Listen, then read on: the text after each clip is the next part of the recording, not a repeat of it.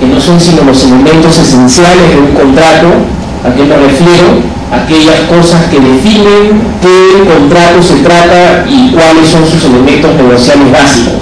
Ejemplo, cuando ustedes tienen un contrato de compraventa de un inmueble, normalmente se van a encontrar con un documento de 3 a 4 páginas, a espacio simple, que tiene una serie de disposiciones. ¿Cuáles son los elementos esenciales de ese contrato? No son sino dos. ¿Cuál es el inmueble y cuál es el precio? Igual cuando se eleva un contrato de arrendamiento, los elementos esenciales de ese contrato de 5 o 6 páginas ahora son solamente 3. ¿Cuál es el inmueble? ¿Cuál es el plazo del arrendamiento? ¿Y cuál es la renta por medida?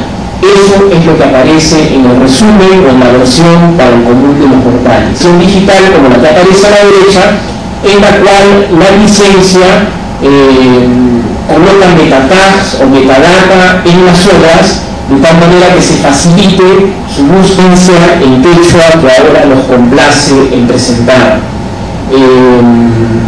Creative Commons y el derecho de autor no se contraponen.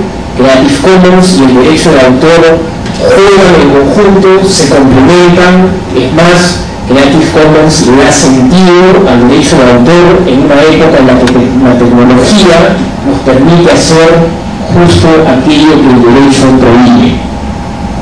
El que todo país preserve, conserve, tutele su acervo cultural.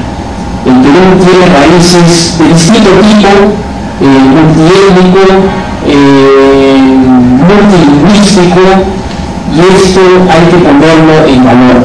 Una forma de ponerlo en valor es tener presencia en la red, tener presencia en la internet, algo de lo cual se cuidan países pequeños que tienen idiomas difíciles y raros, pero que tienen a veces igual o mayor presencia que el castellano dentro de la red. Por ejemplo, el sueco, el finlandés, el danés, etc. son países que se preocupan por tener presencia cultural en la red.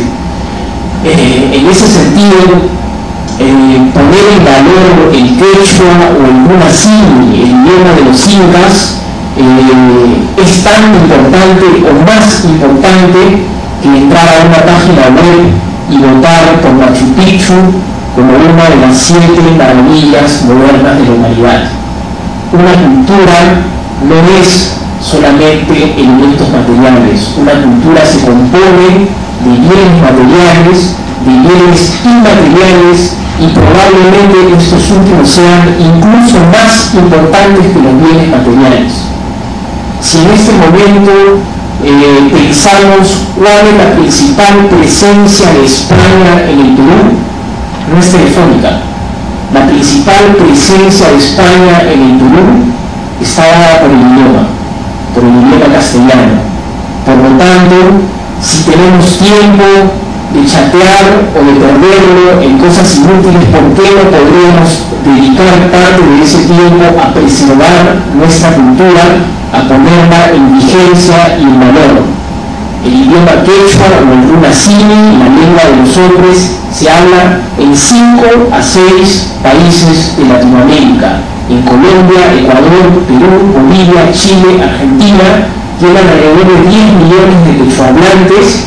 Es el más hablado de las lenguas indígenas y tiene recientemente una creciente presencia en el mundo de la informática. Sobre eso les va a hablar Carlos con más extensión.